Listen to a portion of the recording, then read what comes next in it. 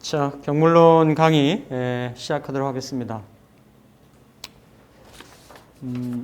지난 시간에 병화의 대략적인 물상이라든지 의미 이런 것들을 좀 살펴봤고요. 오늘은 병화와 타천간의 관계. 그러니까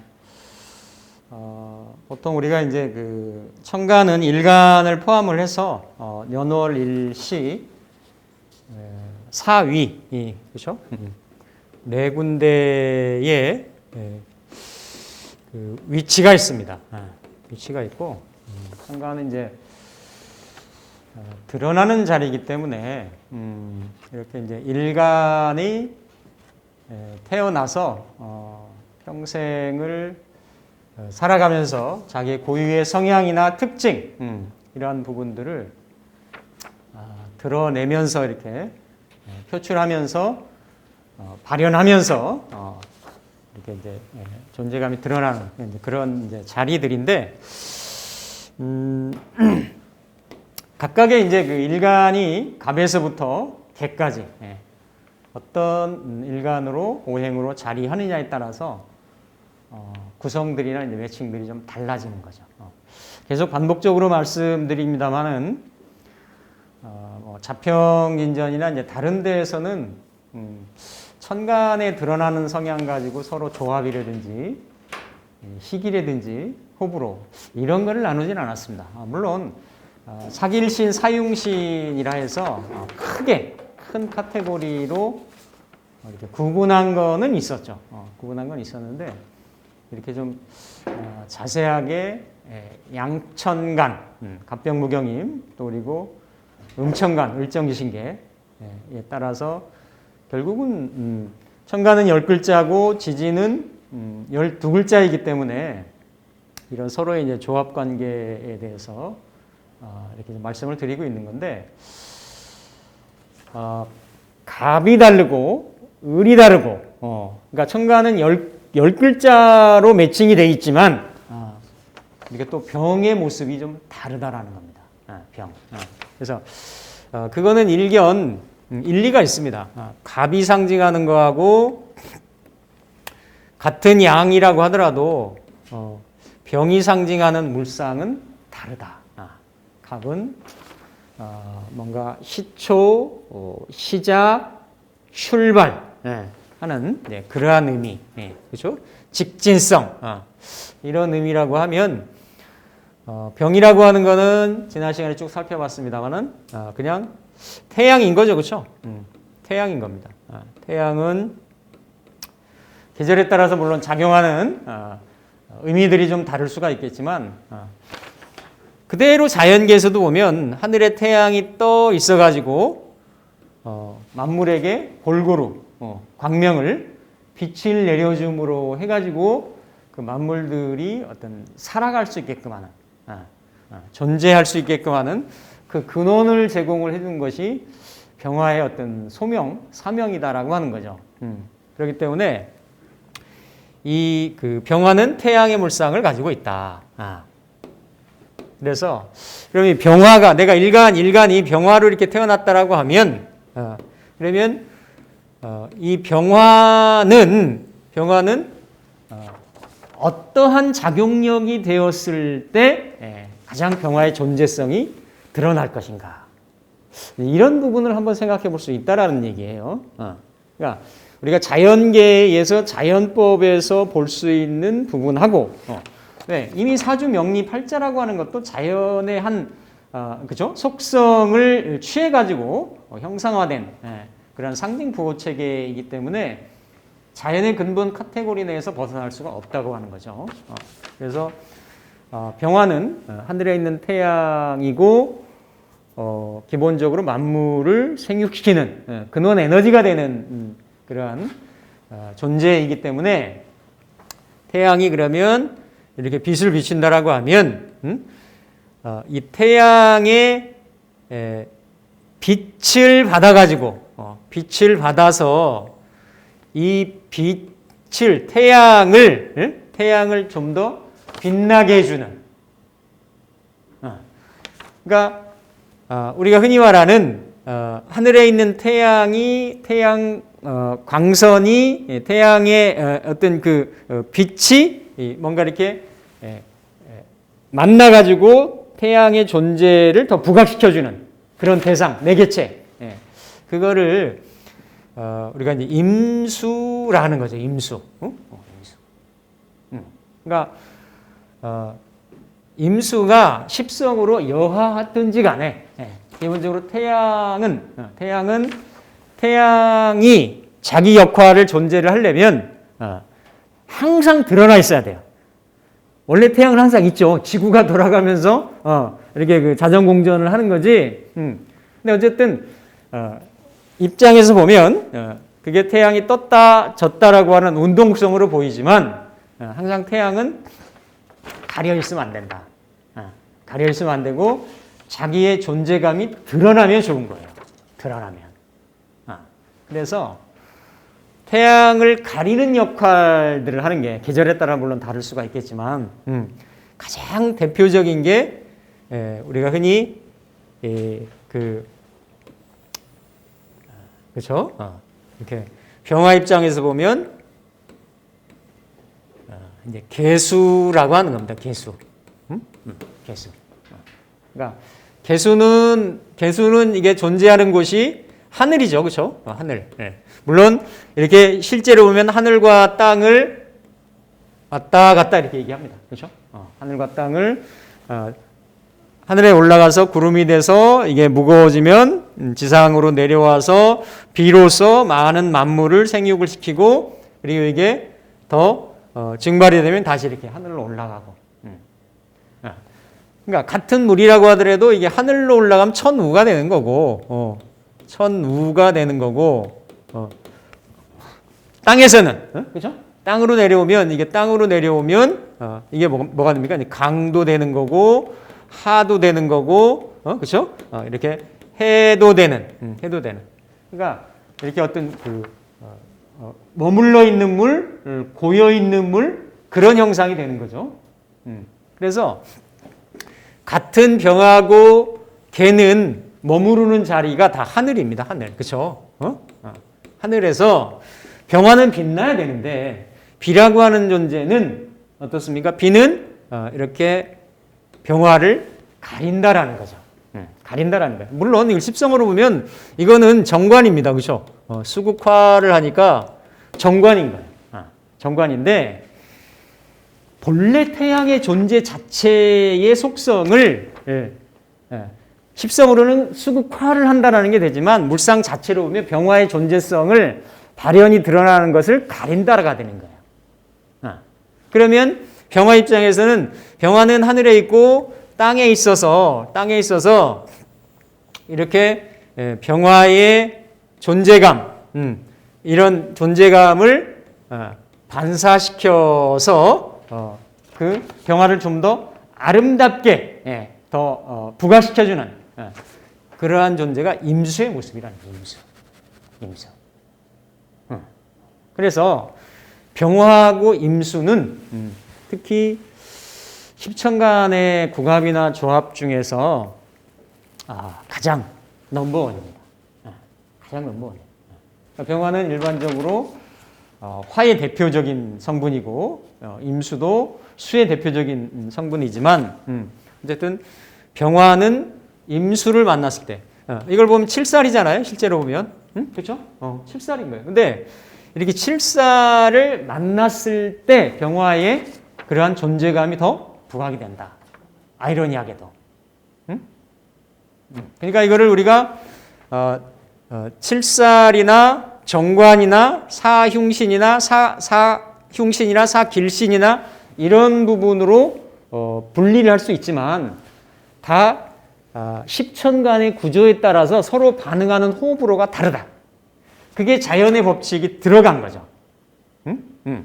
이를테면 같은 양간이라고 하더라도 경금의 물상은, 경금의 속성은 흔히 말하는 철광석에 해당이 되고 원석에 해당이 되고 바위에 해당이 되고 달에 해당이 되고 뭐 구름으로 볼 수도 있고 각각의 어떤 물상으로 표상이 될 수가 있는데 어쨌든 가장 대표적인 원석 철광석의 의미로 본다라고 하면 정화를 만나도, 그렇죠? 정화를 만나도 괜찮은 거예요. 그냥 왜? 쇠라고 하는 거는 용도나 쓰임을 가지려면 단련이나 재련이 돼야 된다라고 하는 속성을 갖추고 있기 때문에. 반면에 신금은 다르죠. 신금은 그대로 경금의 단계를 거쳐가지고 한 번 더 완성된 그런 존재이기 때문에 거기는 병정이 크게 가미될, 내지는 병정의 작용력이 더 들어가야 될 그러한 어떤 필요성들이 크게 없는 겁니다. 근데 경금까지는 안 그런 게 되는 거죠. 그런데 경금은 또 어쨌든 이렇게 정이나 병의 재련, 단련이 있다라고 하더라도 병 자체가 이런 금의 이런 어떤 그 수축지기, 수렴지기, 수용지기 이런 거를 가지고 있기 때문에 이건 다 재련, 단련의 의미가 있습니다. 그러니까 경금은 받아들이죠, 그렇죠? 근데 병화는 하늘에 떠 있는 태양을 상징하는 물상이기 때문에 이렇게 뭔가 같은 십성으로 관사를 쓴다라고 하더라도 관에 대한 부분은 상당히 어떻습니까? 좀 부담스러울 수가 있어요. 그래서 살을 쓸 때 이걸 어떻게 쓰느냐? 우리가 격국이나 이런 거하고의 같이 어떤 그 조화나 매칭을 한다라고 하면 살을 쓸 때 재화를 해서 쓴다. 재화. 흔히 얘기해서. 병이 이렇게 지지로 내리면 해고 임인데 이 임수를 쓸 때는 칠살로 쓸 때는 재화를 씁니다. 재화. 그래서 재화로 쓸 수 있는 것이 간목이나 무토나 기토도 씁니다. 무기토는 상황에 따라서 달라요. 무기토는. 이게 다 그냥 식신 상관이지만 기본적으로 이게 여름에 작용하느냐, 봄, 여름에 작용하느냐, 가을, 겨울에 작용하느냐에 따라서 효용성이 서로 호불호가 다르다. 그래서 이 무기토 같은 경우는 식상에 해당이 되죠. 그렇죠? 식상에. 그러니까 예를 들어서 간목이 식상을 병정으로 쓰는 거는 이거는 목화통명인 거예요. 맞잖아요. 그렇죠? 물상으로 보더라도 병화 태양에 의해서 간목이 자라나는 게 되는 거예요. 응? 그런데 병화가 이렇게 식신으로 무토를 쓰거나 기토를 쓰면 예를 들어 가을 겨울에 기토를 쓰면은 이거는 구름이 되는 거예요. 구름이 돼서 병화를 햇빛을 가리는 거죠. 그러니까 물상에서는 하늘에 떠다니면서 태양을 가릴 수 있는 거는 유일하게 뭐예요? 그렇죠? 개수하고 비하고 구름이잖아요. 비하고 구름. 태양이 떴는데 비구름이 있으면 태양빛이 행수의 작용을 못 하게 되는 거죠. 그렇죠? 무토도 이거는 큰 산일 수 있고 이럴 수 있지만 이게 병화한테 작용을 할 때는 병화로 매칭을 해서 작용을 할 때는 임수로 작용할 때는 이게 제방도 되고 산도 되고 이렇게 될 수 있지만 병화와 무토로 작용했을 때에는 이게 안개도 되고 노을도 되는 거예요. 그러면 기토만큼은 아니지만 어떻다라는 얘기예요?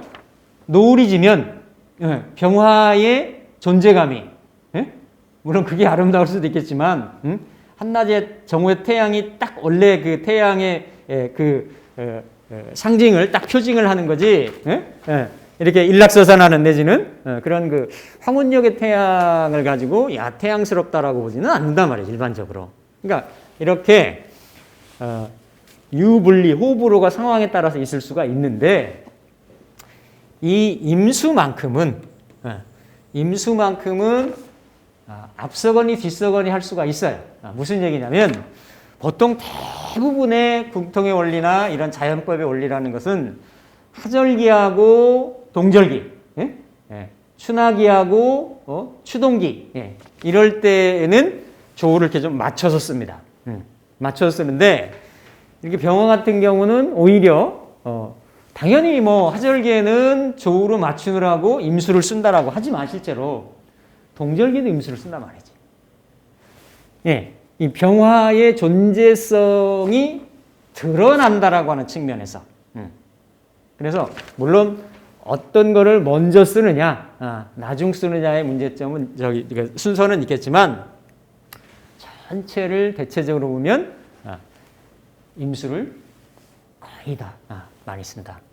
그래서 십천간 중에 이게 희귀 같은 거를 보면 병임간의 관계는 상당히 좋거든요. 근데 병은 거의 1년 사시사철을 철마다 달마다 임수를 꼭 이렇게 끼고 가는데 임수일간 입장에서는 쓰는 에너지들이 달라요. 많아요. 임수는. 뭐 무토도 쓰고 예를 들어 병화도 쓰고 정화도 쓰고 경금도 쓰고 쓰는 에너지들이 많단 말이죠. 그러니까 서로 간에 주객이 뭐가 되느냐에 따라 다른데 어쨌든 병화 입장에서 본다라고 하면 사시사철 내내 임수를 본다. 그러니까 그래서 병화가 임수가 천간에 떠서 관유를 하고 있다라고 하면 7살이잖아요. 그렇죠? 7살이지만 어쨌든 기본적인 귀는 가지고 있다. 관이니까. 관이잖아요. 그렇죠? 귀를 확정을 하고 있다. 근데 이 이제 살이 얼마만한 그런 그 에너지를 가지고 있느냐, 힘을 가지고 있느냐에 따라서 이게 그 생살을 할지, 생살을 할지, 제살을 할지 이거는 봐야 되는 거죠, 그렇죠? 제살을 하려면 인성도 을목보다는 병화한테는 을목하고 간목 있잖아요, 그렇죠? 을목과 간목보다는 간목을 훨씬 더 단계한다. 편인임에도 불구하고, 그래서 이러한 십천간에 서로 간에 어떤 속성 차이가 좀 있습니다. 그래서 이렇게 지난 시간부터 이제 계속 이렇게 십천간의 관계성의 유불리, 호불호에 대해서 지금 같이 이제 매칭을 하고 있는데 병화는 일단은 천간지지에 임수가 있는지, 지장간에 임수가 있는 데가 어디예요? 예를 들어 해수나 자수나 그렇죠? 신금이나 이런 데들이 다 임수가 들어있잖아요, 그렇죠? 그러니까 이게 드러나 있으면 천간에 드러나 있으면 그거를 잘 쓴다. 그 어떤 그 병화의 흔히 말하는 햇빛 반사를 받아줄 수 있는 임수의 권위가 살아나서 결국 병화 자체가 존재감이 드러난다. 이게 되는 거고 지지 어디 암장이 돼 있다거나 지장간에 들어가 있다거나 하면 그런 귀는 조금 떨어지지만 그래도 전체적으로 봐서 병화일간의 귀를 조율을 할 때는 신강신약을 떠나서 일단은 임수의 유무를 좀 살피는 것이 첫 번째다.